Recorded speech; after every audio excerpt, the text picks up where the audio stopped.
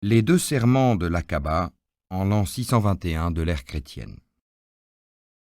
Fidèles à leurs promesses, les nouveaux convertis répandirent autour d'eux la doctrine de Mohammed, et l'année suivante, 12 musulmans de Yathrib, dont 10 de la tribu des Khazraj et 2 de celle des Aous, arrivèrent à la Mecque pour les fêtes du Moussem. Ils se rencontrèrent avec le prophète sur l'Aqaba et lui prêtèrent serment de fidélité. En vue de compléter leur instruction religieuse et de faire de nouveaux prosélytes, Mohammed délégua Mossab ben Homir, un de ses disciples les plus savants, qui partit avec eux. Dans Yathrib, l'islam ne rencontra pas les difficultés qui entravaient son essor à la Mecque, où il lésait l'intérêt des exploiteurs des idoles. Mossab trouva sa tâche singulièrement aisée, et le miracle permanent des sourates coraniques récitées par lui opéra son effet avec une foudroyante rapidité. Semblable à une ondée bienfaisante qui en quelques instants se serait déversée sur tous les points d'une contrée désolée par la sécheresse et y aurait ramené la vie et la verdure, l'islam avait répandu sa rosée salutaire sur tous les quartiers de la ville, calmé les dissensions et fait germer dans le cœur des habitants les vertus nécessaires à son triomphe. Il n'y eut bientôt plus aucune famille des Aous ou des Khazraj qui ne compta plusieurs croyants parmi ses membres. Mossab, qui pouvait être fier du résultat de sa mission, rentra à la Mecque pour en rendre compte à Mohammed. Et lorsque revint l'époque du pèlerinage, 73 musulmans et 2 musulmanes se joignirent à la caravane de leurs concitoyens encore idolâtres. Pleins de zèle, ils fixèrent au prophète un rendez-vous sur l'Aqaba, la nuit précédant le 2e jour de Teshrik, afin de lui proposer un asile sûr dans leur cité, pour lui et pour ses disciples. Un des pèlerins, Kahab ben Malek, a dit « Nous avions décidé de garder le plus grand secret à l'égard de nos concitoyens idolâtres, au milieu desquels nous dormîmes, jusqu'à ce que se fût écoulé le 1er tiers de la nuit. Alors nous sortîmes les uns après les autres, en cachette, nous dirigeant à petits pas et sans bruit vers une gorge des flancs de l'Aqaba, où nous nous réunîmes pour attendre le prophète, qui ne tarda pas à arriver, accompagné de son oncle, Abbas ben Abd el-Muttalib. Abbas n'avait pas encore renoncé au culte de ses ancêtres, mais il éprouvait pour son neveu une vive affection, et à l'exemple de son frère Abu Taleb, il désirait le préserver de tout malheur. Mis au courant des projets des gens de Yathrib, il avait tenu à s'assurer lui-même du degré de confiance que Mohammed pouvait avoir dans leurs propositions, et, le premier, il prit la parole en ces termes. « Ô assemblée des Khazraj et des Aous, le fils de mon frère, ainsi que vous le savez, occupe parmi nous un rang élevé, et bien que nous ne partagions pas ses idées, nous l'avons protégé contre ses concitoyens. Il trouve, dans notre goum, les honneurs et la sécurité. Néanmoins, il se tourne de votre côté en cette heure, et il désire se fixer au milieu de vous. Réfléchissez. Si vous êtes décidé à rester fidèle à vos promesses et à le protéger contre tout ce qui pourrait lui arriver, ce sera fort bien. Mais si vous craignez d'être un jour obligé de l'abandonner et de le livrer, il vaut mieux dès à présent le reconnaître en retirant vos propositions et en le laissant dans son goum. » Sans hésiter, nous répondîmes à Abbas. « Tu as entendu nos propositions. En nous, tu peux avoir une absolue confiance. » Puis, nous tournant vers Mohammed, « Parle au prophète. Qu'exiges-tu de nous pour ton Seigneur et pour toi-même » Après avoir récité quelques sourates et rappelé les principes fondamentaux de l'islam, le prophète ajouta « Jurez-moi que vous combattrez pour ma défense et pour celle de mes disciples, comme vous combattriez pour celle de vos femmes et de vos enfants. » D'un commun enthousiasme, nous le jurâmes. Par Allah, nous sommes des enfants de la guerre, et la fabrication des armes nous l'avons apprise de nos pères. Ô prophète, observa Abul Haytham, entre nous et les Juifs de Yathrib, il existe un pacte, et pour soutenir ta cause, nous serons peut-être obligés de le rompre. Quelle serait notre situation dans notre pays si, après avoir triomphé grâce à nous, tu rentrais dans ton goum ? Le prophète sourit et protesta. N'ayez aucune inquiétude. Votre sang est devenu mon sang, et votre honneur mon honneur. Celui qui vous causera du tort me causera du tort. Je combattrai celui que vous combattrez, et soutiendrai celui que vous soutiendrez. Vous êtes des miens et je suis des vôtres. Et maintenant, choisissez parmi vous 12 Néguib pour vous conduire. Après nous être consultés, nous choisîmes 9 Khazraj et 3 Haous. Et lorsque nous les lui eûmes présentés, il leur dit : Vous serez mes délégués auprès de vos goums, comme le furent les apôtres de Jésus, fils de Marie, auprès des leurs. Les Néguib s'y engagèrent, mais à l'instant où le serment solennel allait être prononcé, Ibn Obada se leva et dit : Ô assemblée des Khazraj et des Haous, avez-vous bien réfléchi aux conséquences du pacte que vous allez conclure avec cet homme ? Vous jurez de soutenir pour lui la guerre contre les hommes blancs, les hommes bruns et les hommes noirs ? Mais si plus tard, à la vue de vos biens pillés, de vos nobles massacrés, vous l'abandonniez, ce serait pour vous la honte dans ce monde et dans l'autre. Nous nous résignons d'avance à la perte de nos biens et à la mort de nos grands, si cela est utile à la cause de l'islam, répliquâmes-nous sans la moindre hésitation. Mais, demandâmes-nous au prophète, qu'obtiendrons-nous en échange ? Il répondit : le paradis. Ceux qui auront patienté dans l'adversité, n'aspirant que vers la face de leur Seigneur, vers leur rencontre avec lui, qui se seront exactement acquittés de la prière, qui auront donné en secret ou en public des biens que nous leur avons dispensés, et effacé leurs fautes par leurs bonnes œuvres, à ceux-là le dernier séjour. Les jardins de l'Éden, ils y entreront, ainsi que leurs pères, leurs épouses et leurs enfants qui auront été justes. Là, ils recevront la visite des anges, y entrant par toutes les portes. Le salut soit sur vous, leur diront-ils, parce que vous avez patienté. Qu'il est doux le dernier séjour. Chaque fois qu'ils prendront quelque nourriture des fruits de ces jardins, ils s'écrieront : voilà les fruits dont nous nous nourrissions jadis, mais ils n'en auront que l'apparence, ils auront une bien autre saveur. Ils y rencontreront des beautés aux grands yeux noirs, semblables à des perles cachées. Ils n'y entendront ni discours frivoles, ni paroles conduisant au péché. Nous bannirons de leur cœur toute rancune, et ils s'écrieront : gloire à Allah qui nous a conduits en ces lieux. Allah vous accordera encore bien d'autres faveurs que vous désirez, son assistance et la victoire prochaine.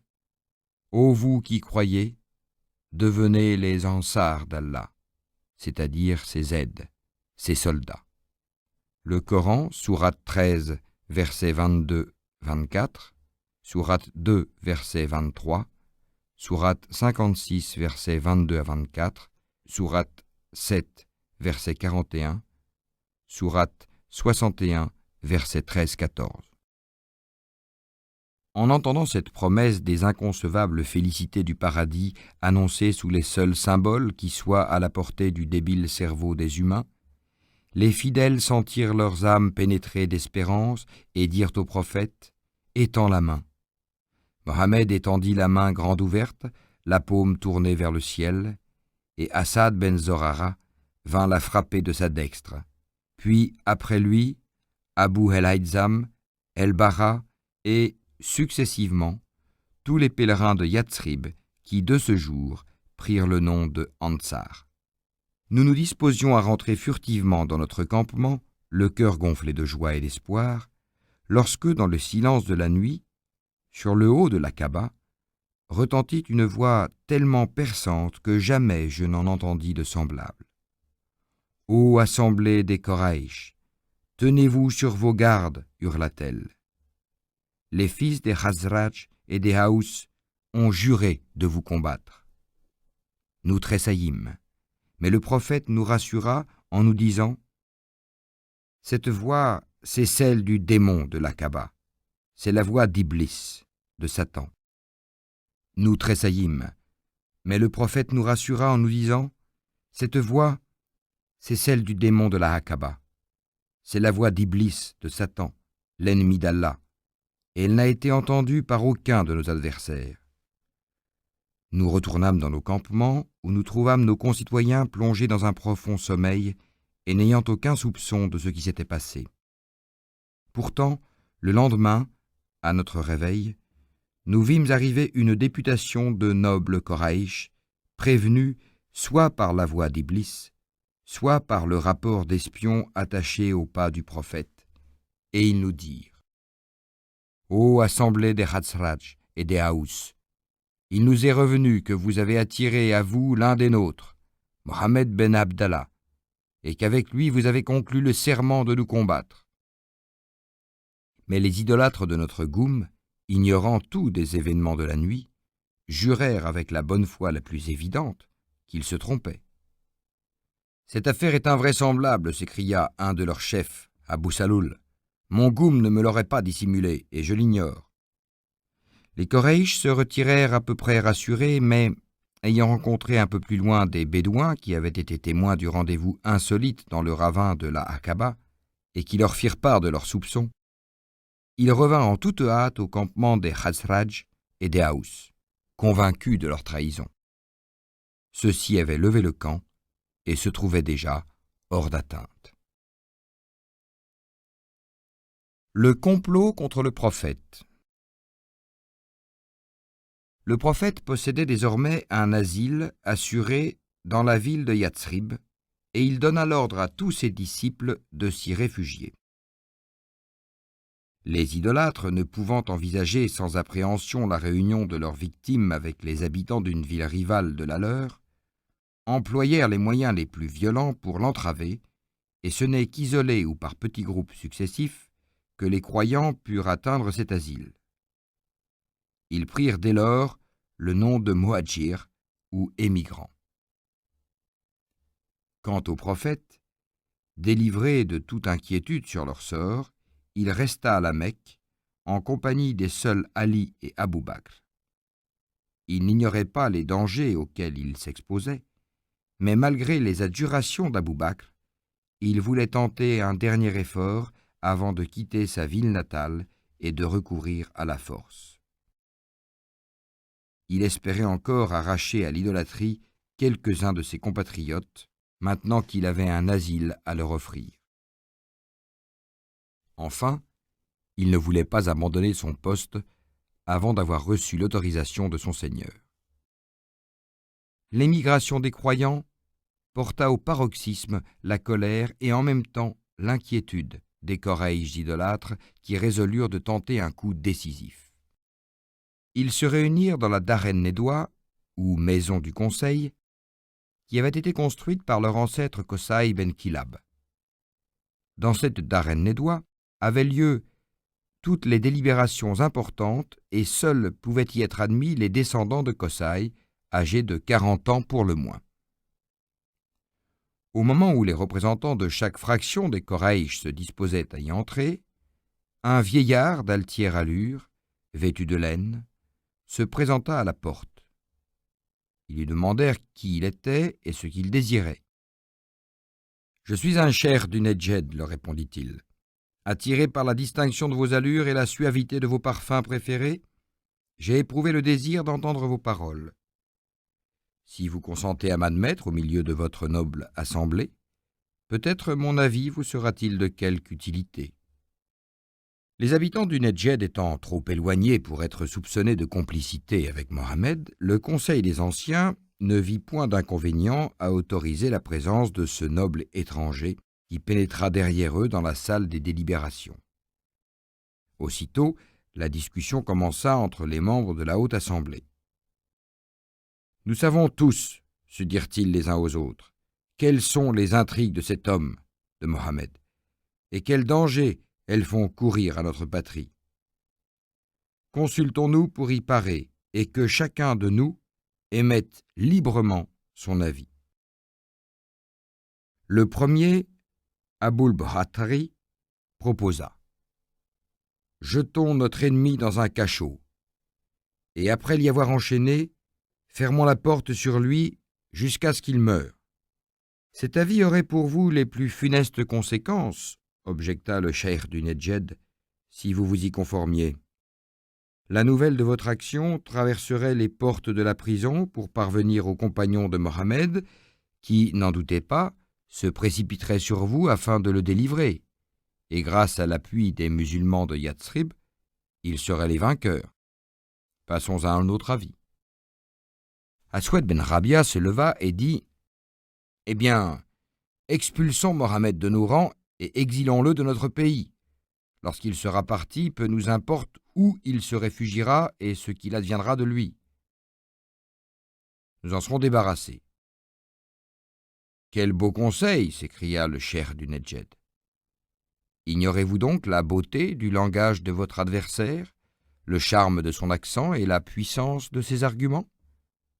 À peine installé au milieu des tribus arabes des environs, il les séduirait par son éloquence, les entraînerait dans son sillage et reviendrait avec eux pour vous soumettre à ses volontés. Cherchez contre lui un plus raisonnable projet. » Alors, Abu Jahel, se levant à son tour, « Par nos dieux, dit-il, j'ai un avis à vous proposer qui, j'en suis certain, vous donnera pleine satisfaction. »« Parle, quel est-il » s'exclamèrent les assistants. « Le voici. Nous choisirons, dans chaque fraction de notre tribu, un guerrier jeune, vigoureux, appartenant à une famille très noble et très respectée, et nous lui remettrons un glaive bien aiguisé. Ces jeunes guerriers réunis se jetteront sur Mohammed au même instant pour le frapper tous à la fois. En agissant ainsi, la responsabilité de son sang répandu se trouvera répartie entre toutes les fractions auxquelles appartiendront les meurtriers, et les Abd Menaf, ses parents, ne pouvant déclarer la guerre à toutes les familles de notre tribu, seront obligés de se contenter de la dia, prix du sang, que nous consentirons à leur offrir. » « Voilà d'intelligentes paroles » s'écria le cheikh du Nedjed, qui n'était autre qu'Iblis, Satan, déguisé sous une forme humaine. En dehors de la vie de cet homme, il n'est point de salut pour vous. Le perfide conseil réunit l'approbation unanime de l'Assemblée, et les infidèles se crurent déjà débarrassés de leur ennemi. Mais ils comptaient sans la volonté du Tout-Puissant. L'ange Djibril, envoyé par lui, prévint le prophète du complot tramé contre son existence et lui apporta l'ordre d'émigrer à son tour, en lui faisant la recommandation suivante : « Ne t'endors pas cette nuit sur ta couche habituelle. » Mohammed avait dans sa maison plusieurs dépôts à lui confiés par des infidèles, et il lui répugnait de partir sans les avoir restitués au propriétaire. Il chargea de ce soin le fidèle Ali, après l'avoir instruit de ce qu'il venait d'apprendre et lui avoir dit « Dors à ma place, sur ma couche habituelle, et enveloppe-toi dans mon manteau vert du Hadramaut que voici. Ne crains rien.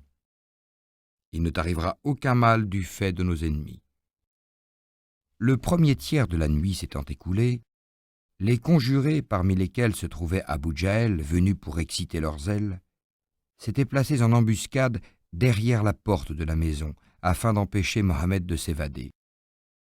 Ils ne voulaient pas accomplir leur forfait dans l'obscurité, car certains auraient pu nier leur participation.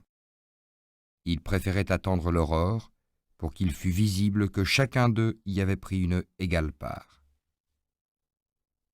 Mais celui qui ne dort jamais veillait sur son prophète entouré d'ennemis.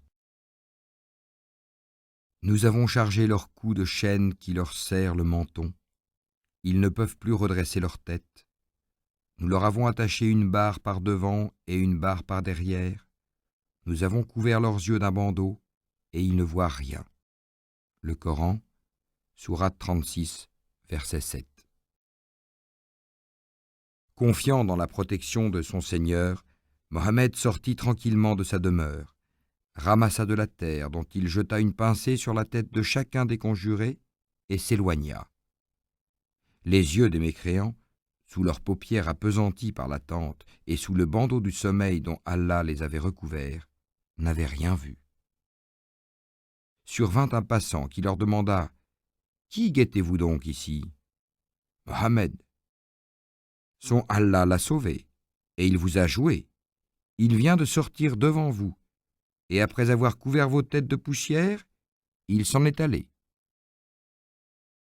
En sursaut, chacun porta vivement la main sur sa tête, et la ramenant souillée de poussière, témoigna de sa stupéfaction.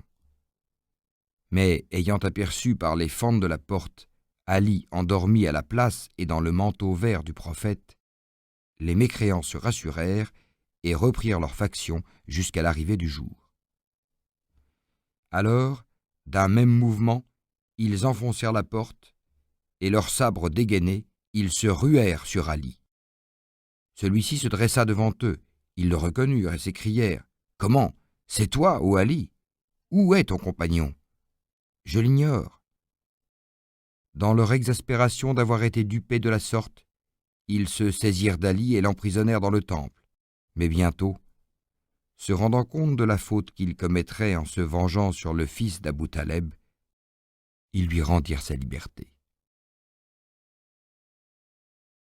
L'hégire ou émigration du prophète à El-Madina.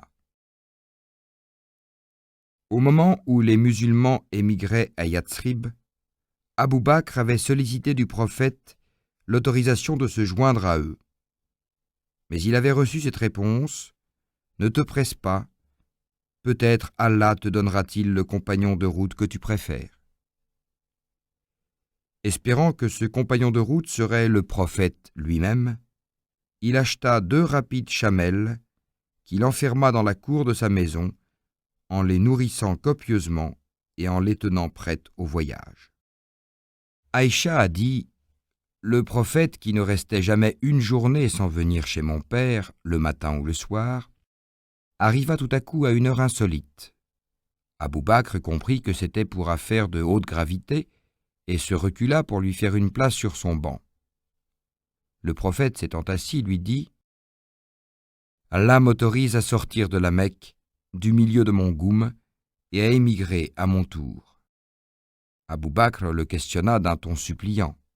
« En ma compagnie, ô prophète, en ma compagnie ? » ?»« Oui, en ta compagnie. » À cette réponse, des larmes de joie, comme jamais je n'en vis couler, s'échappèrent des yeux de mon père, qui lui apprit ses préparatifs en prévision du voyage.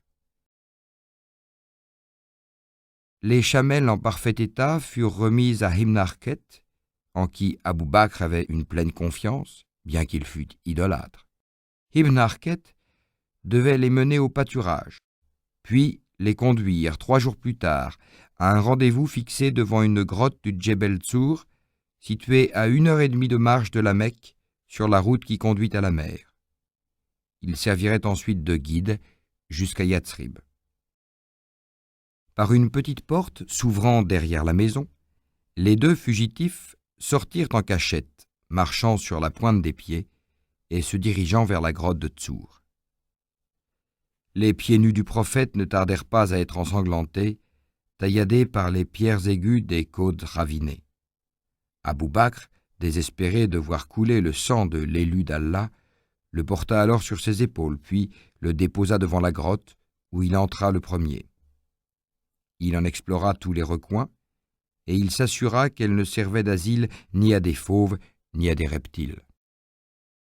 Il en enleva les pierres qu'il transporta dans son manteau pour les jeter sur la pente.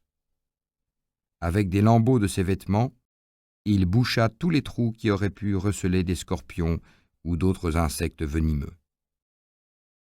Il fit alors entrer Mohammed qui s'endormit, la tête appuyée sur la cuisse de son compagnon.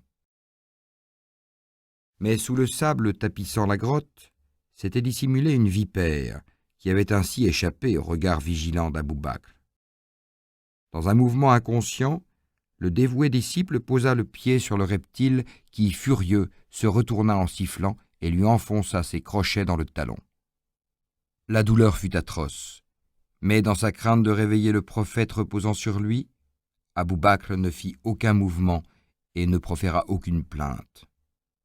Cependant le venin se répandait malignement dans ses veines, et l'intensité de la souffrance lui arrachait des larmes dont quelques gouttes brûlantes tombèrent sur la joue de Mohammed.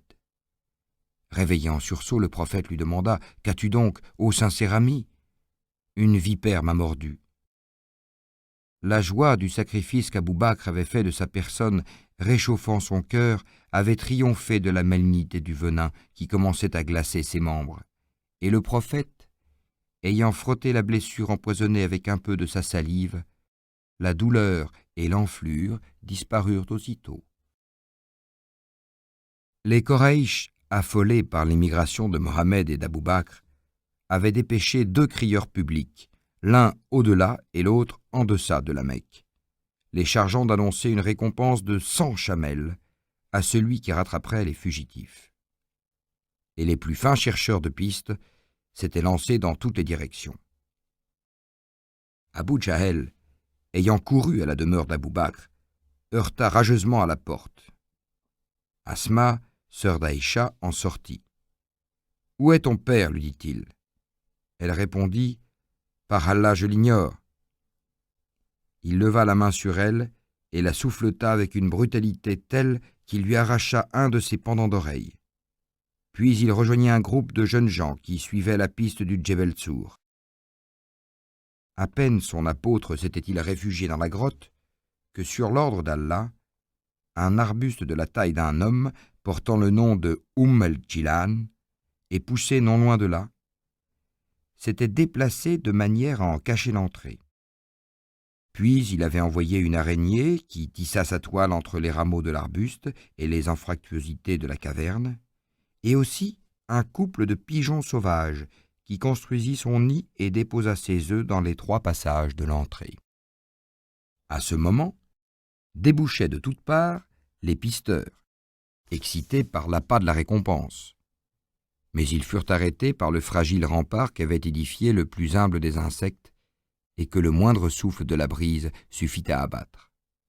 « Nous n'avons rien à faire dans cette caverne » déclara l'un des mécréants, Oumia ben Khalef, au moment où il se préparait à y pénétrer. « Voyez cette toile d'araignée, elle date sans doute d'avant la naissance de celui que nous poursuivons. Comment Mohammed aurait-il pu, sans la déchirer, s'introduire dans cette grotte? Et ces œufs de pigeon, ne les y-t-il pas écrasés ?» Tous se rendirent à ce raisonnement et renoncèrent à une recherche qui leur semblait inutile. Seul, Abu Jahel soupçonnait qu'il se trouvait sur la bonne piste et disait « Pourtant, je sens que notre ennemi n'est pas loin et qu'il nous voit, mais des ensorcellements ont troublé notre vue. » Et tous s'éloignèrent sans avoir songé à rechercher sur le sol les traces révélatrices que les pieds des fugitifs avaient imprimées à cet endroit.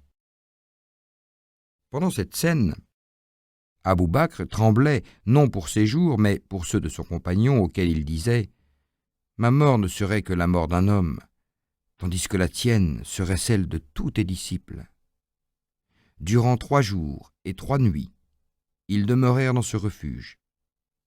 Abdallah, fils d'Abou Bakr, passait la journée au milieu des Mécois infidèles et le soir venait communiquer les nouvelles qu'il avait recueillies. Un berger d'Abou Bakr, Ibn Foïra, menait paître ses troupeaux au milieu de ceux des Quraysh. La nuit arrivée, il les conduisait devant la grotte, apportant ainsi aux fugitifs du lait et de la chair de brebis. Puis il ramenait ses troupeaux le lendemain en les faisant passer sur les traces d'Abdallah de façon à les effacer. Le 3e jour, la surveillance des Quraysh s'étant un peu relâchée, Ibn Harket fut exact au rendez-vous, amenant les 2 chamelles d'Abou Bakr et une troisième qui lui appartenait. De son côté, Asma apporta des sacs de provisions. Tous les préparatifs étant achevés, Abou Bakr poussa la meilleure des chamelles et la fit agenouiller devant le prophète, auquel il dit de la monter. « Je ne peux monter une chamelle qui ne m'appartient pas, répondit Mohammed. « Mais par mon père et par ma mère, elle est à toi, je te la donne. » Je ne puis l'accepter. Indique-moi la somme que tu l'as payée, je te l'achète au même prix.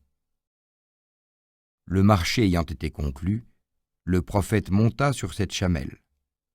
Abou Bakr enfourcha l'autre, prenant en croupe Ibn Foïra, son fidèle serviteur. Enfin, Ibn Harket, montant sur celle qui lui appartenait, guida la petite caravane sur la route occidentale de Yatsrib, laquelle longe par endroits le rivage de la mer. Mésaventures de Soraka. Soraka ben Malik a dit « Je m'étais mêlé à un groupe de Mécois qui s'entretenaient des derniers événements et de la récompense promise pour la capture de Mohammed, lorsqu'un nomade, arrivant de la Badia, nous raconta « Sur la route conduisant à la mer, j'ai croisé une petite caravane composée de 3 chamelles, et dans ceux qui les montaient, il m'a semblé reconnaître Mohammed et ses compagnons. »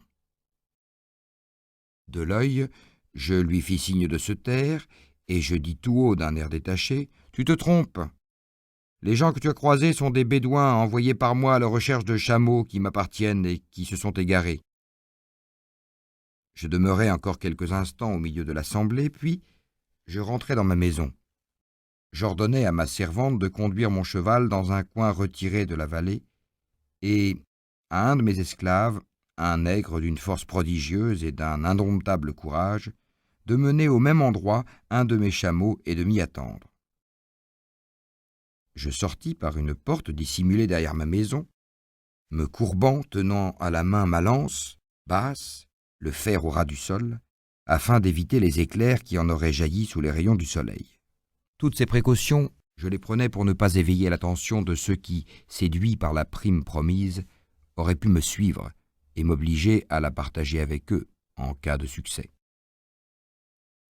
Arrivé au rendez-vous, je sautai sur mon chameau, puis, suivi de mon esclave qui courait et tenait mon cheval par la bride, je me lançai sur la piste des fugitifs avec la plus grande diligence. Lorsque je crus m'en être suffisamment rapproché, j'enfourchai mon cheval, laissant mon chameau aux mains de mon esclave, avec l'ordre de se presser pour me rejoindre. Mon cheval était tout frais, n'ayant pas été monté. Il était renommé pour sa vitesse, et je le mis au galop. Mais au bout de quelques instants, il buta, s'abattit, les naseaux sur la terre, renâclant et frémissant.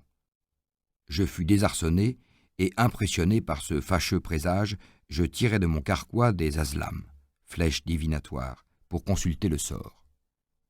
Le sort se montra défavorable, mais la prime excitant ma convoitise, je ne renonçai pas à mon projet et continuai ma poursuite. Bientôt, j'aperçus les fugitifs. Je pressai ma monture et je me rapprochai d'eux au point que j'entendis la voix du prophète récitant le Coran. Mais à ma vive surprise, le bruit du galop de mon cheval ne lui causa pas la moindre inquiétude. Il ne daigna même pas se retourner. Par contre, Abou Bakr ne cessait de regarder en arrière, en proie à l'angoisse la plus vive. Encore un effort, et j'arrivai sur eux. Mais tout à coup, mon cheval enfonça ses jambes jusqu'aux genoux dans le terrain, bien qu'il parût fort dur en cet endroit, et me projeta au loin par-dessus son encolure.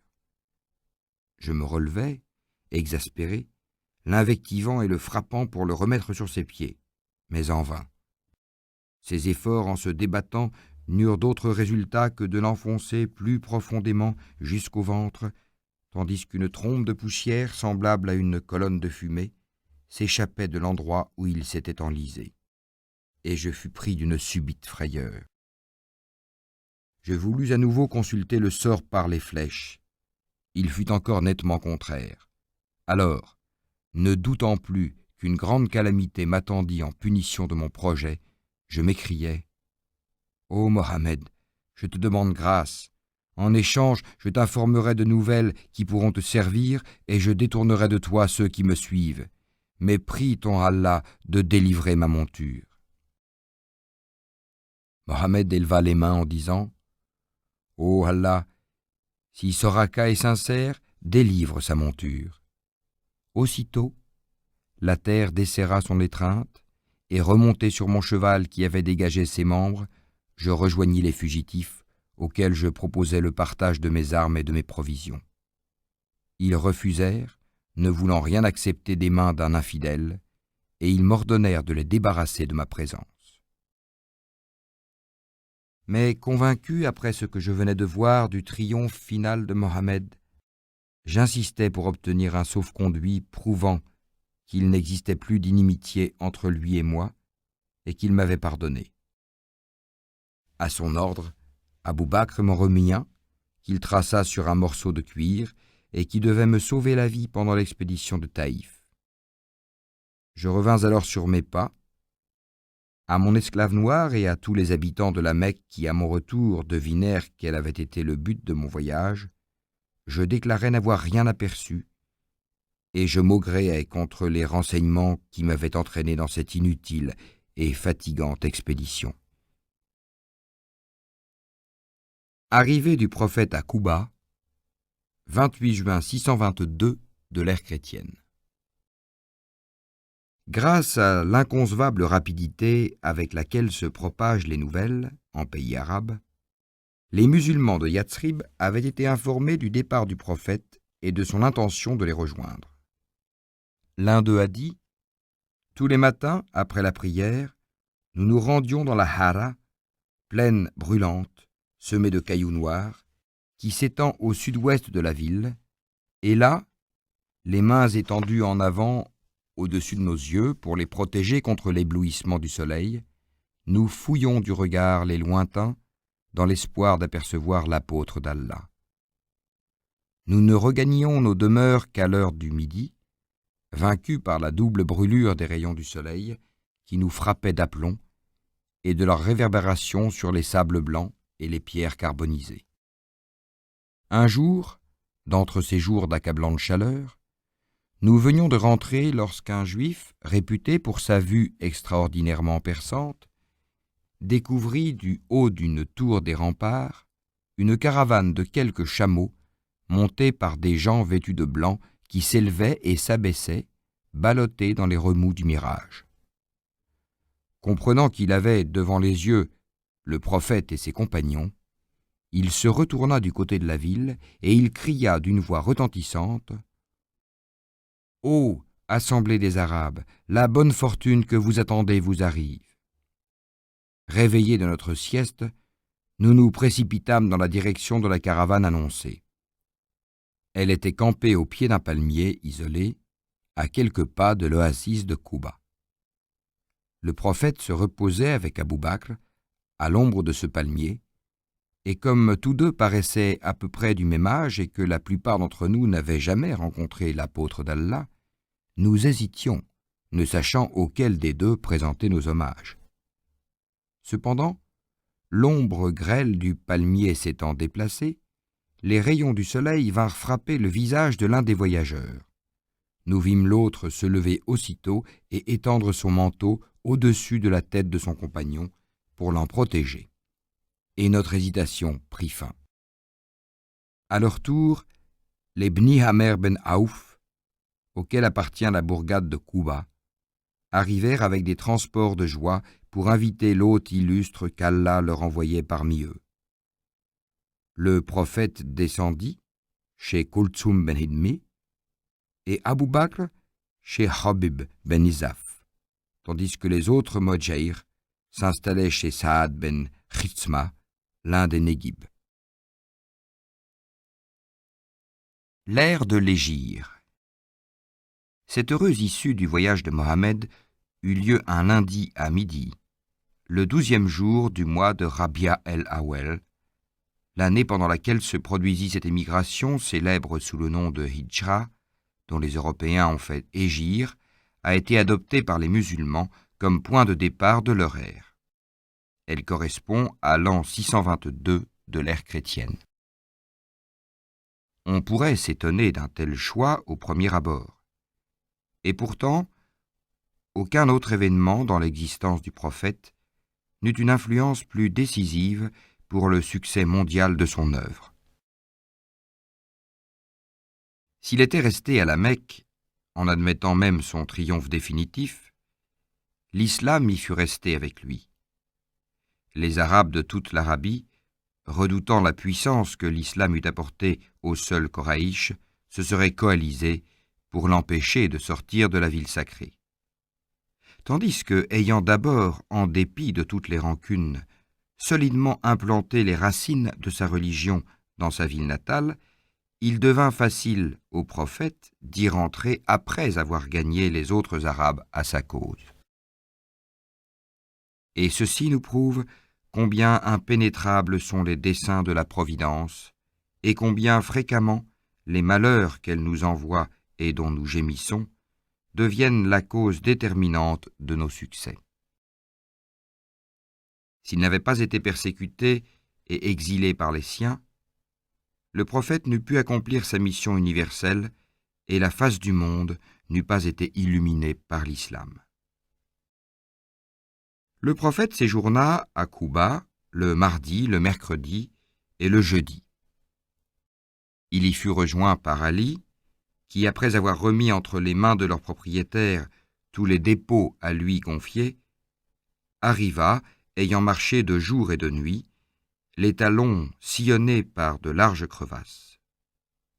Mohammed l'embrassa avec effusion, le pansa de ses mains bénies, et l'installa à ses côtés dans la maison de Kaltsoum. Il s'occupa aussi à poser les fondations d'une mosquée, la première de l'islam, et laissa le soin de l'achever à Ammar ben Yasser. Cette mosquée reçut le nom de Et-Teqwa, c'est-à-dire la mosquée de la crainte de Dieu. C'est d'elle qu'il est question dans ces versets.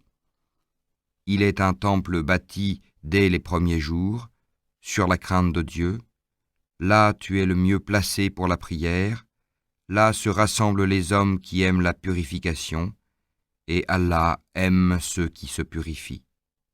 Coran, sourate 9, verset 109.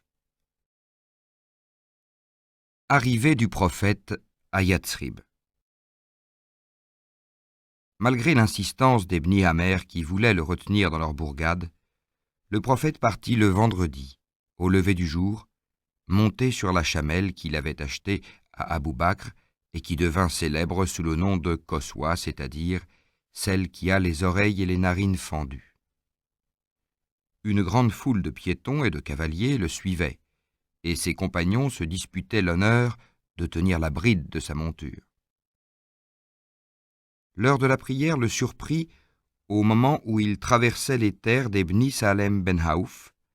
Il mit pied à terre, et pour la première fois, il récita la prière du vendredi, dirigeant une nombreuse assemblée de croyants religieusement rangés derrière lui. La prière achevée, il se retourna vers les fidèles pour leur prêcher.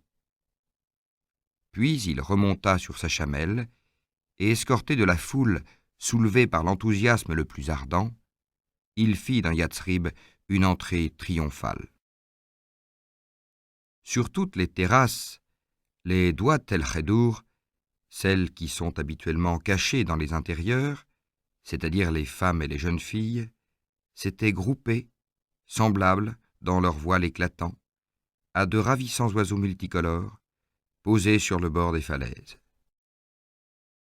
Et de leur voix mélodieuse, agitées par l'émotion, elles chantaient en chœur. Elle s'est levée, la pleine lune, au-dessus de nos têtes, émergeant du Tenyet el-Ouida, du col des adieux. Que d'actions de grâce il nous faut adresser à Allah, avec la plus pure ferveur de ses implorateurs. Ô toi, son envoyé parmi nous, les ordres que tu nous apportes seront pieusement observés.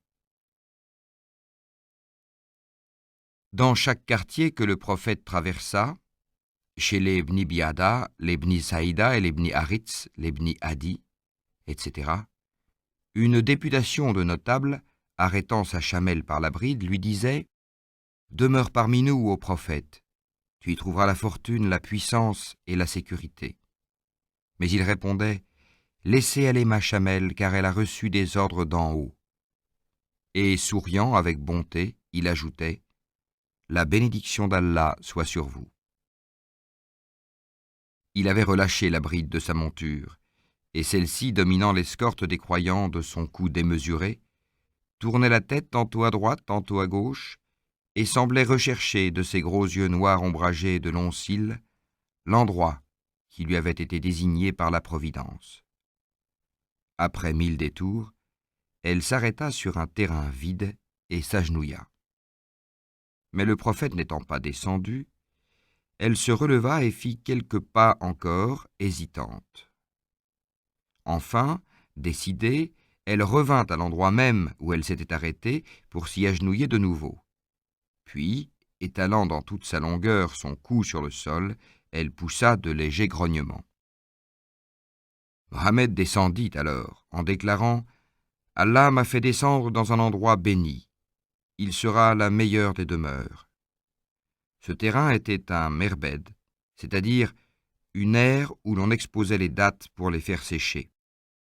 Il était situé dans le quartier de Bni Nedjar, non loin de la maison d'Abu Ayyub el-Ansari, qui offrit l'hospitalité au prophète et transporta chez lui sa selle et ses sacs. Et lorsque, installé dans cette demeure, l'apôtre se trouva momentanément soustrait à leur vénération, les jeunes gens et les esclaves se dispersèrent dans tous les quartiers en chantant « Mohammed est arrivé, le prophète d'Allah est descendu dans notre cité. » Depuis ce jour, à jamais mémorable, la cité de Yatsrib prit le nom de Madinat an-Nabi, la ville du prophète, ou, par abréviation, El-Madina, Médine. Construction de la mosquée d'El-Madina. Le premier souci de Mohammed à El-Madina fut d'y édifier une mosquée. Il s'informa des propriétaires du terrain où s'était agenouillée sa chamelle. C'étaient 2 orphelins nommés Sahel et Soheil, dont le tuteur était Moaz ben Afra. Il les questionna sur le prix qu'ils en désiraient. « Nous n'en demandons pour prix que la récompense d'Allah, lui répondirent-ils. Mais il ne voulut point accepter ce don, et le prix fixé à 10 dinars fut avancé par Abou Bakr, qui avait fait transporter toutes ses richesses de la Mecque à El-Madina. Aussitôt guidés par le prophète, les fidèles se mirent à l'œuvre.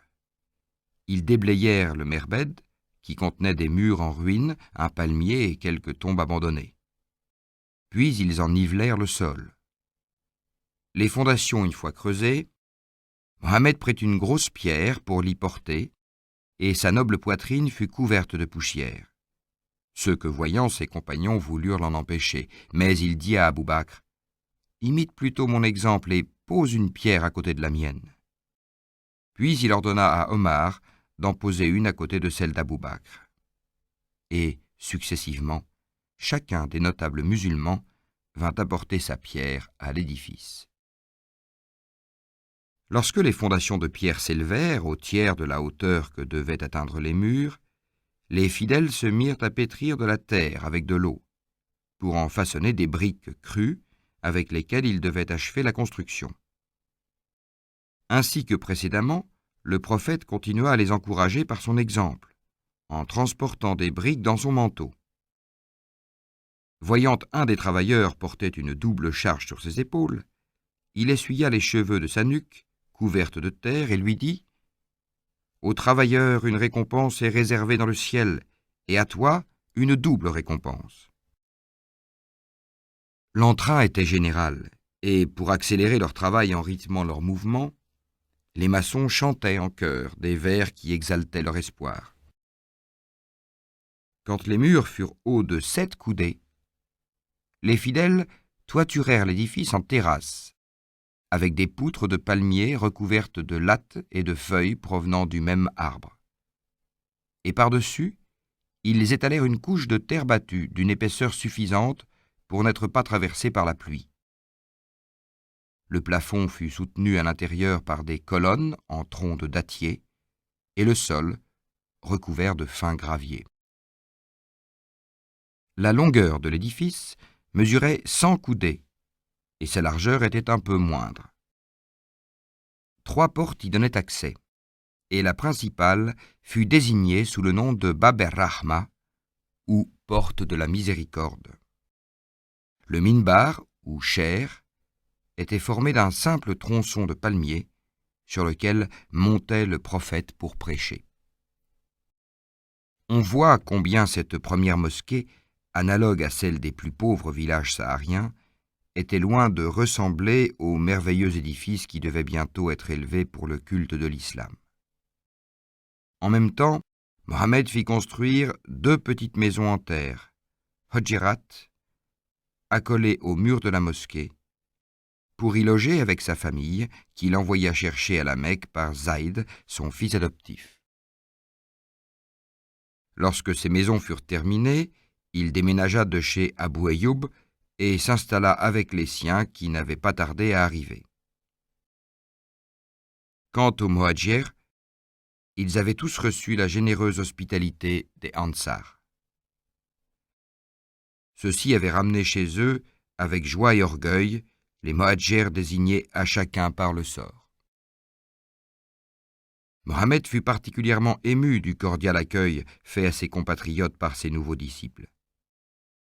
Mais, dans sa profonde intuition de l'âme humaine, il résolut de resserrer encore les liens de cette amitié si touchante, afin qu'elle résistât aux suggestions de la rivalité inévitable dans l'avenir entre les Muhadjirs qui avaient tout abandonné, patrie, famille, fortune, pour le suivre, et les Ansar qui lui avaient offert un asile sûr et l'aide à laquelle il devrait son triomphe.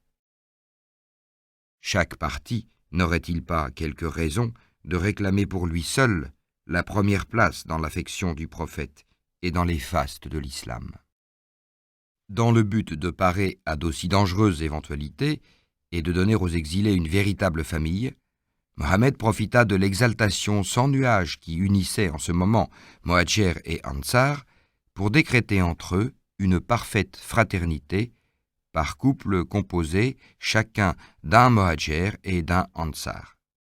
« Fraternisez en Allah, leur dit-il, vous êtes des frères, des frères. » Et chaque musulman d'El-Madina eut dès lors pour frère un musulman de la Mecque. Il serait vain de chercher à exprimer par des mots à quel degré de dévouement atteignit cette fraternité de la religion, plus forte que celle du sang, car elle était d'ordre surnaturel. Tous ces cœurs, réunis par l'amour d'Allah, n'étaient plus qu'un seul et même cœur, palpitant dans des poitrines différentes. Chaque frère aimait son frère plus que lui-même, et pendant les premières années de l'hégire, lorsque l'un d'eux mourait, l'autre héritait de ses biens, à l'exclusion des héritiers naturels. Parmi les unions fraternelles ainsi conclues, nous citerons celle d'Abou Bakr avec Kharija ben Saïd, d'Omar avec Othman ben Malik, d'Abu Obeida avec Sa'ad ben Mu'adh, d'Othman ben Affan avec Aous ben en-Nejjar. Le prophète, le premier, avait choisi Ali pour frère, confirmant ainsi la fraternité qu'il avait déclarée au début de sa mission. Mais, Ali étant un Muhadjir, les Ansar auraient pu être froissés de ce qu'il ne se fût pas choisi un frère parmi eux. Aussi, Asad ben Zorara, un de leurs Néguib, étant mort, il se déclara leur Néguib à sa place, prétextant qu'il était un des leurs car son oncle maternel avait habité leur cité. Ainsi, grâce à son sens psychologique et à son habile diplomatie, Mohammed était arrivé à un résultat prodigieux. Les guerres entre les Khazraj et les Aous, qui depuis des siècles ensanglantaient Yatsrib, avaient cessé comme par enchantement aussitôt après son arrivée, et des habitants d'El-Madina il avait fait les frères des émigrants de la Mecque, jadis leurs rivaux. La Qibla de la Mecque. Au début, le prophète avait laissé les croyants libres de se tourner dans la direction qui leur conviendrait pour la prière, car à Allah appartiennent l'Orient et l'Occident. En quelque direction que se tournent vos regards, vous rencontrerez la face, c'est-à-dire la présence d'Allah. Il emplit le monde de son immensité et de sa science. Coran, sourate 2, verset 109. Comme il achevait la première mosquée, le prophète sentit à quel point l'élan de toutes les prières dans une direction unique serait plus émouvant, à cause du sentiment d'union vers un même idéal qui en résulterait. Et au moyen d'un cube de pierre et de terre placé contre le mur septentrional de l'édifice, il fixa primitivement la Qibla, ou direction de la prière vers le temple de Jérusalem. Mais un verset lui donna l'ordre de la reporter vers la Mecque. Nous t'avons vu tourner ton visage de tous les côtés du ciel. Or, nous voulons que tu le tournes vers une Qibla qui te convienne. Tourne-le dorénavant du côté du temple sacré, la Kaaba. En quelque lieu que vous serez, ô croyants, tournez vos visages dans cette direction. Coran, sourate 2, verset 139. Et depuis ce jour, la Qibla demeura définitivement fixée pour tous les musulmans du monde vers le temple de la Mecque. Institution de l'Adhan ou appel du muezzin. La prière en commun est incontestablement la plus profitable, la ferveur de chaque fidèle se communiquant à l'âme de son voisin. Elle vaut 27 fois la prière isolée, a dit le prophète. Il importait donc de rassembler tous les croyants aux mêmes instants de la journée, fixés pour les 5 prières. Comment déterminer l'heure précise qui devait les réunir? Dispersés dans les différents quartiers de la ville, les uns arrivaient en avance, les autres en retard. Une consultation des notables musulmans fut organisée. Les uns préconisèrent l'emploi d'un feu signal allumé sur un point élevé, d'autres celui d'une trompe, d'autres enfin celui d'une cloche. Mais tous ces moyens furent repoussés, car ils étaient empruntés soit aux Persans, soit aux Juifs, soit aux chrétiens. Sur ces entrefaites arriva Abdallah ben Zaïd, qui raconta un rêve à lui survenu la nuit précédente. Un homme, vêtu de vert, passa près de moi portant une clochette à la main. Je l'arrêtai, le priant de me vendre cette clochette. « Pour quel usage ?» me demanda-t-il. « Pour appeler les croyants à la prière. »« Il est un moyen bien préférable, me répondit-il, c'est de proclamer à haute voix la profession de foi de l'islam. »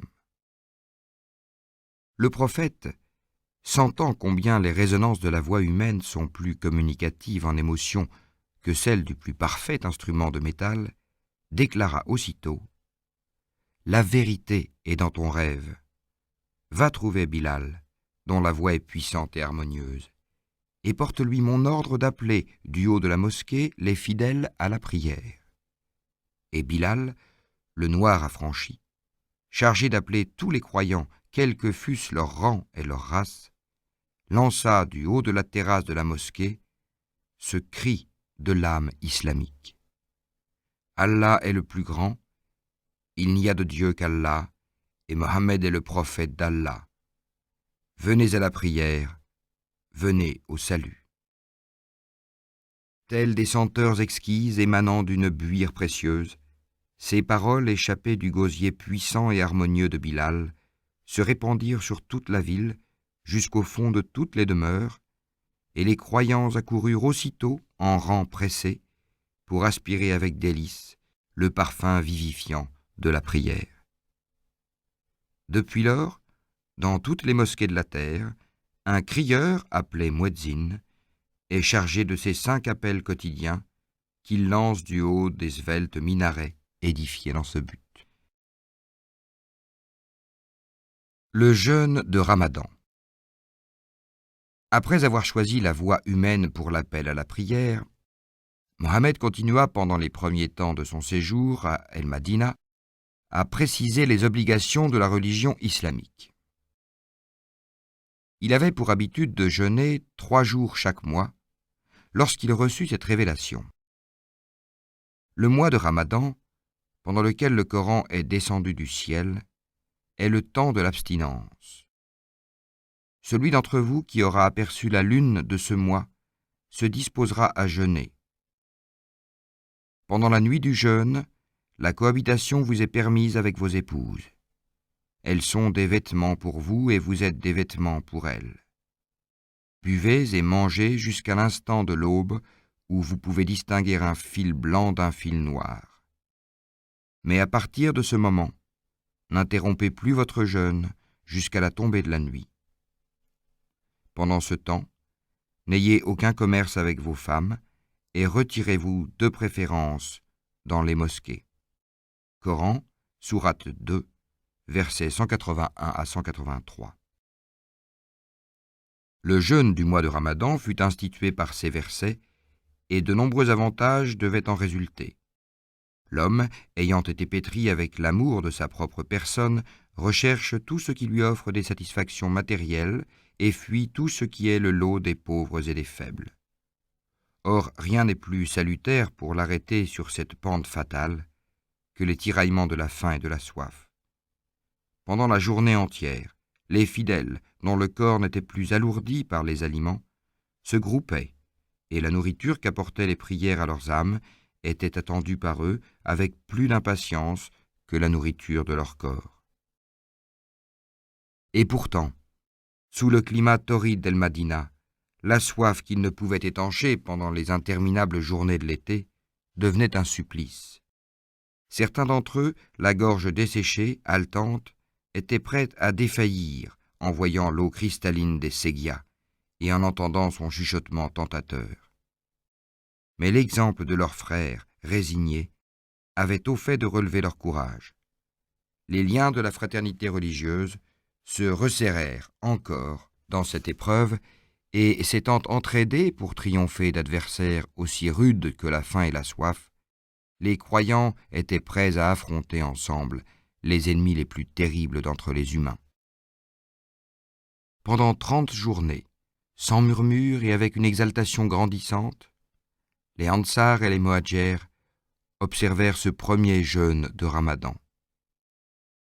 Enfin, allait paraître le croissant du mois nouveau. Toutes les terrasses, toutes les collines se recouvrirent d'un manteau de fidèles cherchant à l'apercevoir. Le disque d'or du soleil venait de sombrer dans les vagues bleues de l'horizon désertique, et tous les regards scrutaient anxieusement les profondeurs du ciel aux transparences d'émeraude. Tout à coup, dans le tiers inférieur de la voûte céleste assombrie, se dessina l'arc mince et argenté du croissant, et un long soupir s'exhala de toutes les poitrines, comme si elles eussent été percées de flèches invisibles, décochées par cet arc. Mais ce n'était pas un soupir de délivrance que poussaient les fidèles. C'était au contraire un soupir causé par le regret d'avoir si promptement terminé cette épreuve du jeûne, faible paiement de la dette de reconnaissance contractée envers le bienfaiteur. Dans cette pieuse épreuve, toutes les âmes s'étaient trempées et tous les corps fortifiés. Pour traverser les affreux déserts dont ils étaient entourés, avant de s'élancer à la conquête du monde, les croyants venaient de s'entraîner en s'habituant à supporter comme un jeu les tortures de la faim et de la soif qu'ils devaient rencontrer plus tard à travers ces déserts mêmes. Et lorsque, après la privation, ils purent apprécier à sa juste valeur le bienfait de la nourriture, le prophète leur imposa le sadaqa el-fitr, l'aumône de la rupture du jeûne, obligeant les fidèles riches à donner une part de leurs vivres aux fidèles sans fortune. L'aumône des biens et l'interdiction des boissons fermentées. Jugeant insuffisante l'obligation de nourrir les indigents un jour par an, le lendemain du jeûne, Mohammed compléta cette mesure par l'établissement de la zakat el-mal, c'est-à-dire l'aumône des biens, qui devait assurer l'existence des musulmans pauvres sans être trop préjudiciable aux riches. Cette aumône, qui est une des 5 prescriptions fondamentales de l'islam, prélève sur les biens et sur les revenus, quels qu'ils soient, en or, en argent, en troupeaux, en fruits ou en céréales, une part qui varie du tiers au 10e de ses ressources. Elle doit être faite avec le plus grand tact et la plus grande humilité. Ô vous qui croyez, ne rendez pas vaines vos aumônes par les reproches ou les mauvais procédés, comme celui qui fait des largesses avec son bien, par ostentation.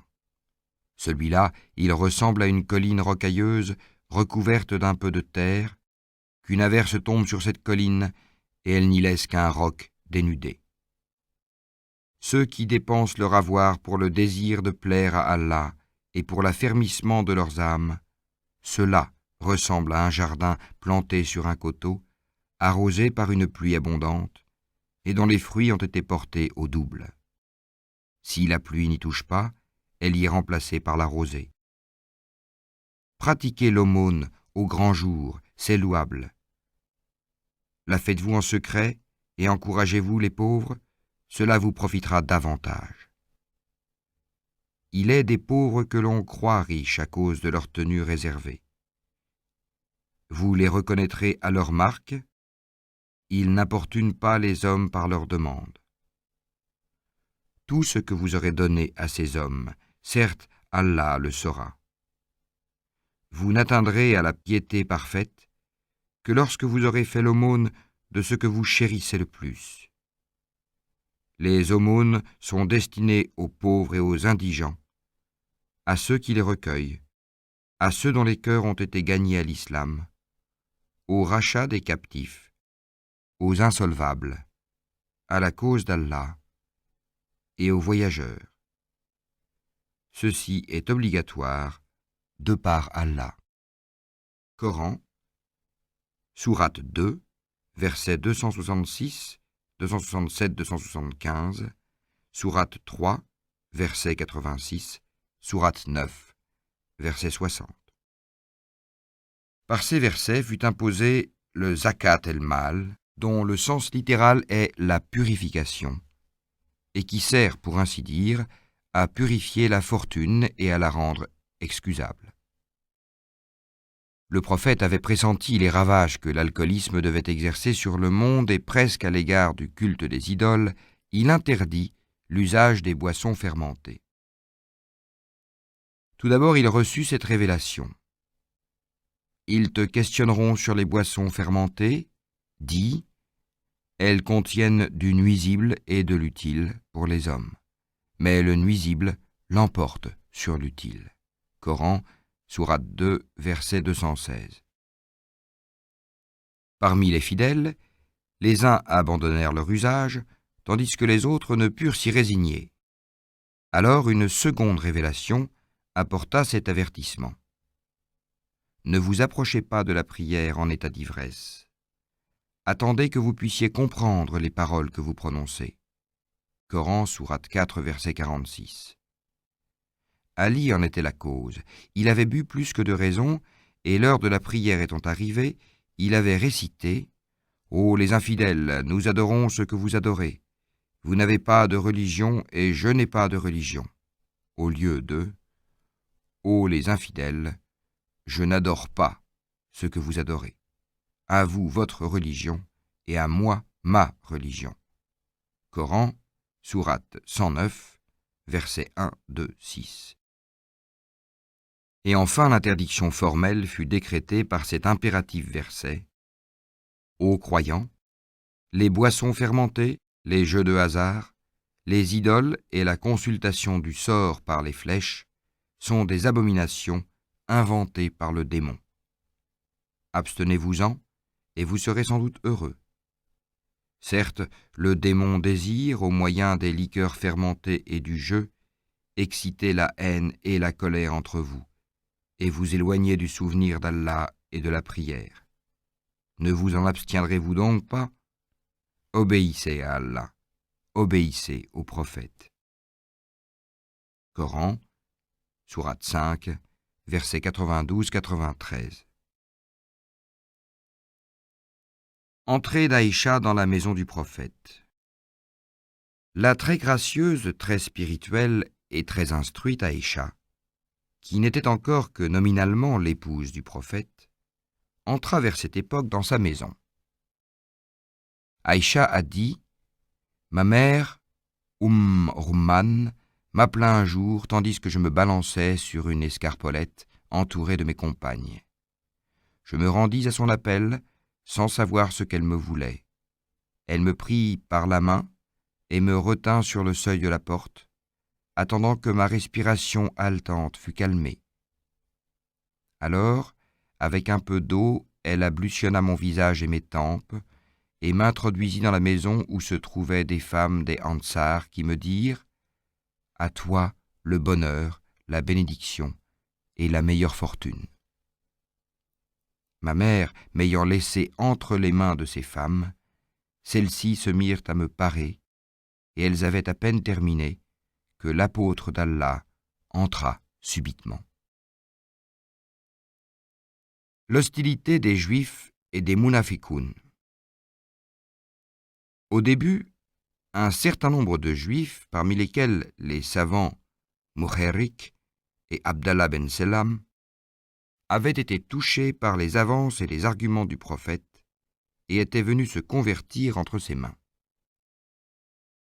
Quant aux autres, la désignation du temple de Salomon, leur ancêtre, comme Qibla, ou point de direction pour la prière, avait prodigieusement flatté leur amour-propre, et dans leur orgueil, ils en avaient conclu à l'immense supériorité de leur temple sur celui de la Mecque, et par suite à celle de la race des Juifs sur la race des Arabes.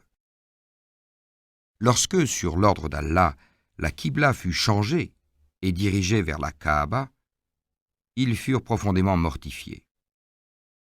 En outre, ils n'avaient pas tardé à sentir combien la venue de Mohammed à El-Madina était préjudiciable à leurs intérêts. Grâce à lui, la fraternité s'était établie entre les parties arabes, dont les dissensions leur étaient auparavant si profitables. Enfin, ce prophète annoncé par leurs écritures, ce prophète sur lequel ils fondaient tant d'espoir était né. Ils le voyaient parmi eux, mais il n'était pas de leur race. Il était de celle d'Ismaïl, et il apportait avec lui la pure lumière de l'islam qu'ils s'efforcèrent d'éteindre par tous les moyens en leur pouvoir. Mais n'osant compter sur leur propre force, ils cherchèrent à réveiller la discorde parmi les Arabes de la cité, et ils rencontrèrent de précieux auxiliaires chez quelques nobles. Ceux-ci étaient blessés dans leurs préjugés par les principes égalitaires du Coran, et humiliés de devenir les simples frères de ceux qu'ils méprisaient comme leurs inférieurs. Ces nouveaux adversaires, qui reçurent le surnom de Munafiqoun ou hypocrites, étaient particulièrement dangereux car ils se mêlaient aux musulmans sincères dont ils professaient extérieurement la doctrine et surprenaient les secrets pour les vendre aux juifs et aux idolâtres.